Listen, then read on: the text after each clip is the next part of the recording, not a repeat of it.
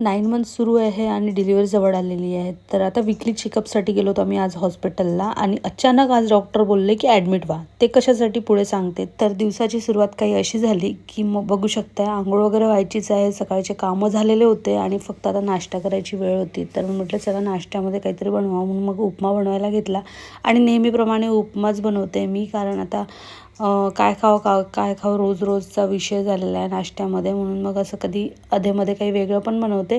So आज उपमा बनलेला होता आणि खरं तर आता एवढं शरीरामध्ये दुखणं वाढलेलं आहे की कुठलंच काम करायची इच्छा होत नाही, पण आता काय करणार, करावं तर लागेलच. म्हणून मग नाश्ता बनवला दोघांसाठी पण आणि छान मस्तपैकी नाश्ता केला.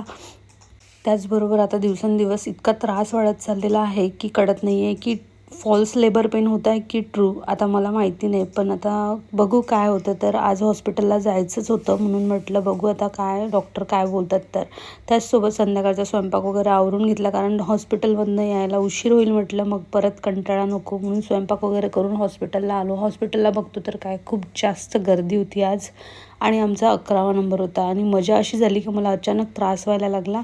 मग 11वरून एकदम पहिलेच डॉक्टरनी मला आतमध्ये बोलवलं आणि चेकअप केलं आणि डॉक्टर बोलले की तू सध्या ॲडमिट होऊ शकते. मी काही करणार नाही, पण ॲडमिट व्हावं लागेल कारण तुला पेन होत आहे, तर कळत नाही आहे, ऑब्झर्वेशनमध्ये ठेवावं लागेल.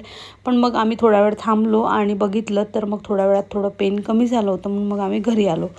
सो असा होता आजचा दिवस आणि त्यानंतर मग आम्ही जेवण वगैरे केलं आणि थोडं रेस्ट केलं. चला भेटूया येणाऱ्या नेक्स्ट